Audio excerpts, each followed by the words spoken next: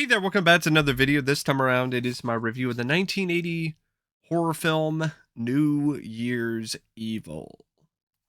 Now, before I get around to sharing more of my thoughts on this film, I would like to give a special shout out to Davey Vids as well as my good friend Jonathan for requesting this review. And if there's another film, TV show, or topic that you would like to see me discuss in the future, feel free to donate to either my PayPal or my Patreon. The link to both will be in the video description down below, and I will try to get to your request as soon as I possibly can. Now, New Year's Evil is one of those films that I'm not a big fan of. Uh, but I will say this, after watching it again for the first time in a long time, I don't hate this film. I think it's incredibly generic, and I definitely think it's one of the more forgettable slashers out there. But I'm not going to sit here and say that I outright hated every minute of watching this movie. It does have a little charm to it. There are a couple elements of the film that I didn't mind, but at the end of the day, it doesn't work. And its biggest sin is that it's boring. It's a really boring, dull slasher. It's directed by a guy named Emmett Alston, and this is actually his first time directing a film. And for a first time director, the end result is adequate. It's okay. It's not anything amazing. It's not terrific, but it's not awful. There are some decent looking shots here and there, especially when it comes to some of the scenes in the nightclub. I think he sets up some of the kills, what little you have, in a way that is fairly stylish. I think the scene involving the elevator near the climax is shot in a way where it actually has a decent amount of tension. And there's a few other scenes that looked all right, but it's not a film that really shines visually, and the direction is not something that is consistently dynamic or strong. It's very run of the mill, very in the middle, very hard to differentiate the direction from your average filmmaker from this time or your average TV movie of the week. Now, the screenplay is written by Leonard Neubauer, based on a story by him and the director Emmett Alston.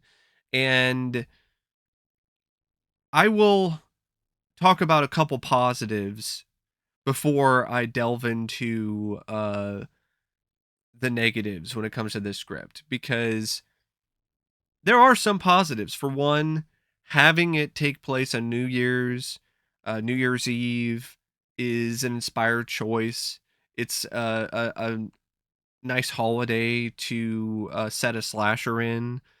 I honestly don't mind the idea of the killer killing people in multiple different time zones. I think that does potentially provide a lot of suspense, but it's not executed very well. But I honestly don't mind the concept. I don't mind that idea. I like that the focus of the killer in terms of who he really wants to kill the most is this charismatic VJ or DJ of sorts who is hosting this radio show called New Year's Evil Live. I don't mind the character of Blaze. I think the character is given some moments where she's definitely allowed to have some fun, show some charisma, show some energy. Definitely seems like a fun host for a radio show. And I also don't mind the killer in terms of the way that the killer is written for the most part. Uh, I think what I don't mind about it is I don't mind the killer in terms of the various different disguises or things that he's asked to do or given throughout the film, and just the way that the killer is portrayed, other than the scenes where he's speaking through what honestly sounds like a kazoo or he's wearing a Stan Laurel mask. Like that doesn't work. But the other stuff before that, I didn't mind. I think in large part is because I think the actor who played the killer made it work the best he possibly could. But I will give the script some credit for that, because it is something that is there on the page that the actor can work with. Um and yeah, I didn't mind the idea of him going through various disguises. Not all of them were very convincing, but that's not really something that I honestly blame the script for. That's due to the costume design or the person who was responsible for makeup and hairstyling. I mean, that's not the script's fault that the mustache that the killer wears during a scene where he puts on a disguise and goes to a bar and tries to trick a girl into going with him so he can kill her for a specific time zone. It's not the script's fault that that wasn't very convincing, because I think the lines that the guy was given and the whole ruse that he had, I felt that that was actually convincing, and so was the bit where he becomes a priest. And I also liked that there was a scene at a drive-in theater that was kind of fun. I also liked the fact that the killer, he almost gets roughed up by these other gang guys. These these two, I think it was like actually a few, it wasn't two, like a few of these gang members. It's a little bit different, a little bit unique, where the guy gets kind of roughed up, and he's in a rough end of town, and they think he's just some harmless priest, so they pick him as a target, and so now the killer has to find a way to survive while these gang members are on his tail. Like that was a different little thing to throw in there, and a nice little wrinkle to throw into the script. I also like the fact that the killer, he's well versed in technology and things like that, specifically how elevator shafts work, and electronics, and maybe not electronics, but how how wiring works, which is a nice little touch as well. But that's honestly where the nice touches end when it comes to New Year's Evil, because so much of it is just so painfully generic and been there, done that, paint by numbers. This honestly feels like a script that was written for a television movie of the week on ABC. That's really what it feels like. A horror screenplay for a TV movie, and it's just as predictable and just as uh, average when it comes to a storytelling as any of those TV movies from around this time. Honestly, I would say uh, below average compared to some of these TV movies, because Someone Is Watching Me came out around the same time, and that's a much better film when it comes to its screenplay. Other than the idea of having it take place on New Year's Eve and dealing with this killer killing people in different time zones, it doesn't really deliver the goods when it comes to a slasher. The kills are lame. They are pretty bad. There's an opening scene where the killer corners a woman in a shower, but it just fades to black real quick and you never see the kill. You don't see anything. Oh, he's in the shower, he's got her, he's got a knife to her throat. Then it cuts to black, and then I think you get the opening credits or something. And I'm like, you're not even gonna have any blood that splatters on the shower curtain. It's just gonna be nothing, just a bloodless kill. Great. And then that's what you get for a good chunk of the movie. Oh, there's one kill later on where this woman gets stabbed and you see some blood on the knife, but you don't actually see the stabbing. You see her dead body later with her throat cut, but you don't really see the act of the kill. There's one scene later on where you see the act of the kill, but it's just so just lame. That's really the best way to describe it. He just puts a bag over her head and strangles her. Like there's nothing to it. There's a moment in the climax where the killer's trying to kill Blaze by chaining her up to an elevator shaft. She finds a way to escape, but in the process, she sees the severed head of her friend, the woman from earlier, and it's a really cheap looking practical effect. But you're like, okay, all right, there's a severed head there, but like it still doesn't really leave much of an impact or an impression. For a slasher film, there isn't really that high of a body count, and also what you do get is not very good. Like it really does not deliver the goods in that regard at all, and it's not satisfying when it comes to what happens to the killer. And speaking of the stuff with the killer, having the twist basically be that you know who the killer is not even halfway through the movie, I don't really think that was smart. I know what they were trying to do, so to escalate tension and so on when it comes to the climax and the various different kills, but it just made it so the pacing sucked and you weren't as invested in the story because you already knew who the killer was. So you took away the mystery angle, and so it just became one of those things where you were just kind of sitting around twiddling your thumbs waiting for the next kill to happen.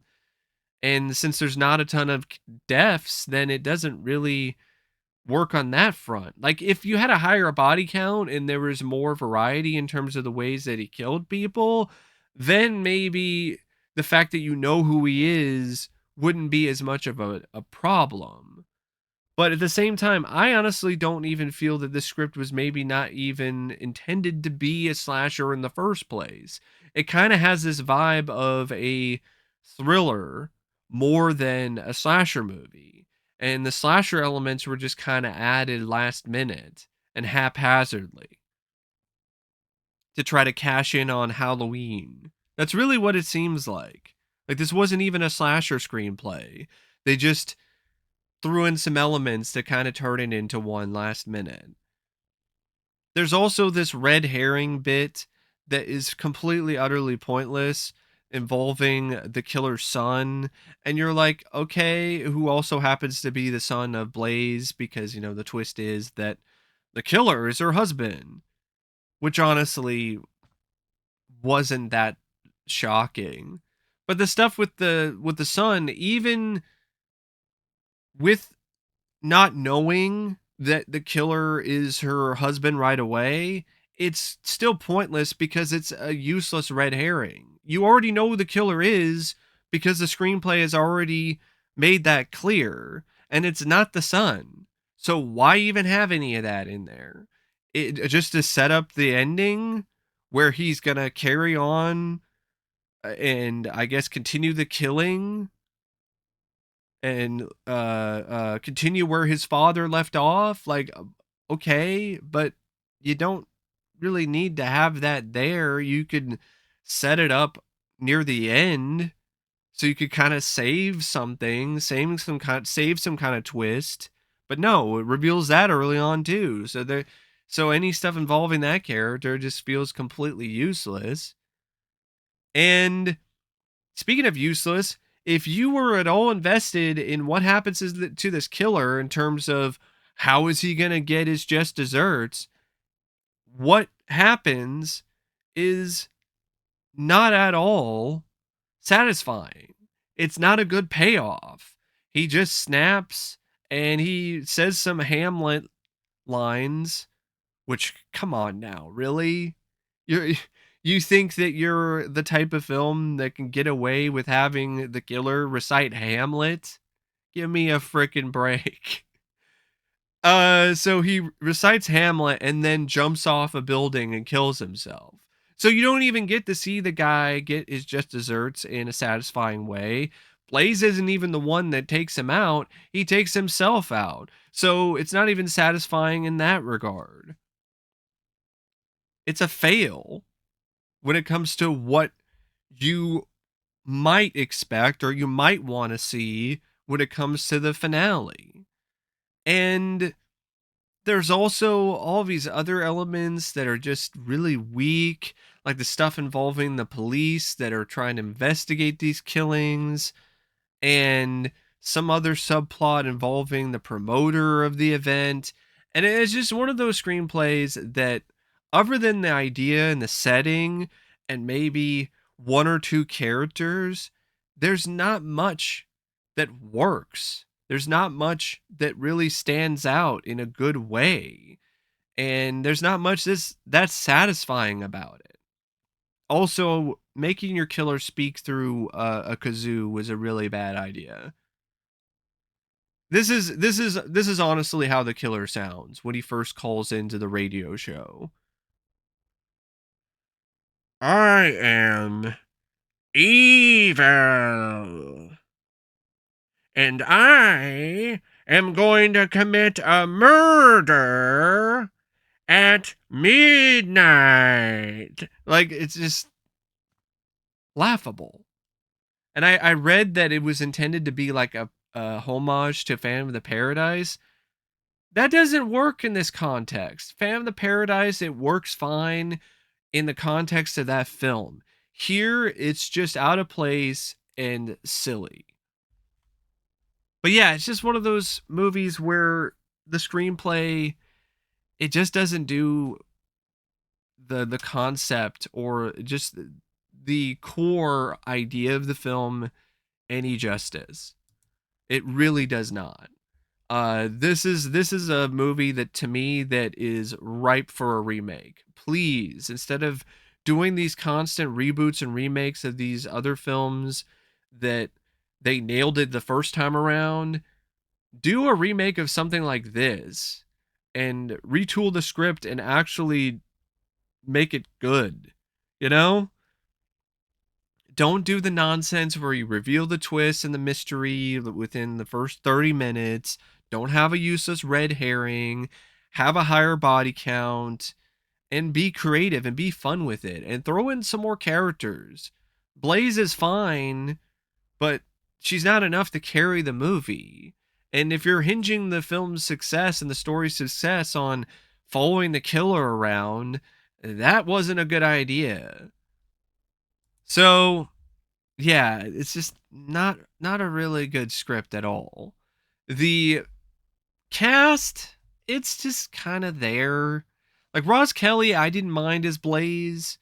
I could definitely tell that she was having some fun with this. It was, I believe, one of her, I think it was her first starring role. She was known as Pinky in Happy Days, the Fonz's girlfriend, or one of the Fonz's girlfriends. I didn't mind her in this. I just wish it was a much better story and a script that she was able to be in, but I didn't mind her. She had a certain spark to her. Kip Niven, I also didn't mind as the killer. Richard Sullivan, you could also tell that he was having some fun with it, especially when it comes to him playing these different roles as the killer, where he puts on the yeah, it was an unconvincing mustache, but he puts on a pretty good accent there and does a pretty good job masquerading as this completely different character and did an okay job playing a chameleon of sorts, playing these different sort of characters, and didn't pull off wearing the Stan Laurel mask, but no one would be able to pull that off, and definitely didn't pull off the whole kazoo voice nonsense. But it wasn't a bad performance. I honestly didn't think he did that bad of a job. Like, he was definitely one of the better aspects of the movie for me this time around. But everyone else, like Chris Wallace as Ed Clayton, the lieutenant, just bland. Grant Cramer is as Richard's son. I would say he believably played a nut, but the character is pretty much nothing. So other than that, other than him having a mental breakdown in one scene and cutting up a pantyhose and putting on over his head, there's really not much to really say about this performance of this character. Louisa Moritz as Sally, Jed Mills as Ernie Moffat, uh, there's this other character, I don't remember what his name was, but I think he was I think he was the promoter. Like the actor who played him was awful, like really bad line delivery. And the guy looked like Robert Ginty, but did not have any of the acting ability of Robert Ginty. Dime store, Dollar Tree, Robert Ginty. But yeah, not particularly the most talented cast, but I mean for a really low budget horror film from early canon, I mean, could definitely be a lot worse. The cinematography by Edward Thomas is just kind of so. I think this was also his first time uh doing a film. I think yeah, it was the first time that he did cinematography for a movie.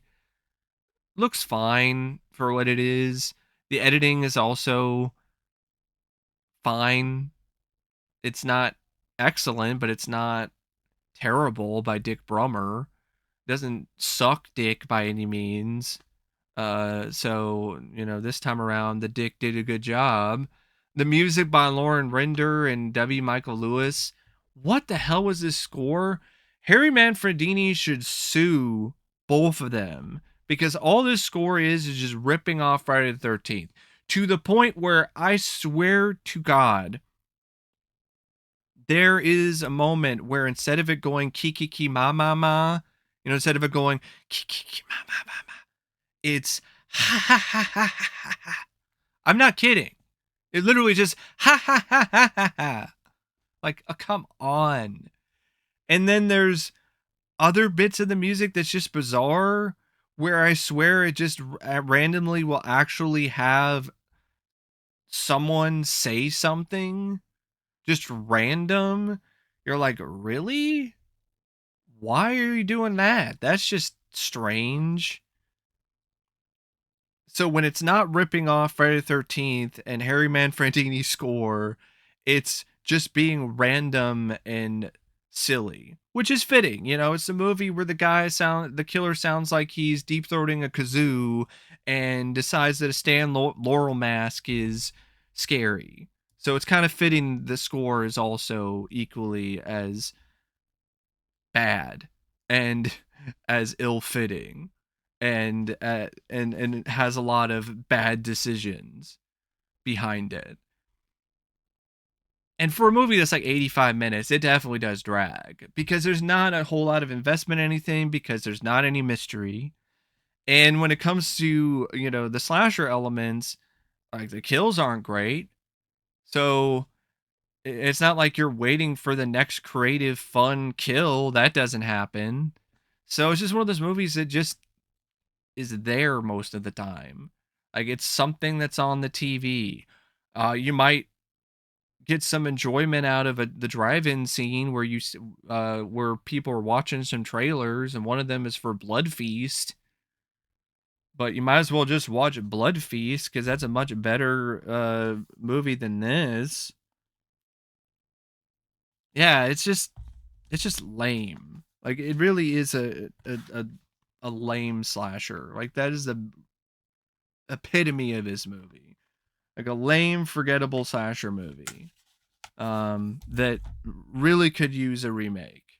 Like, please, can somebody get the rights to this and do a much better, more entertaining, more fun version of this concept? Because I think that could be really enjoyable. I think that has a lot of potential if it's done right. Because this definitely wasn't done right by any means. I would say the most memorable thing about it is the song by Shadow, the main theme song, that to me has definitely earned a bit of a cult following. I don't know why there are scenes of a mosh pit, because that doesn't fit that kind of music. It's not punk rock. Also, it has a scene that I still can't believe this is actually on the screen and actually is preserved for all of time.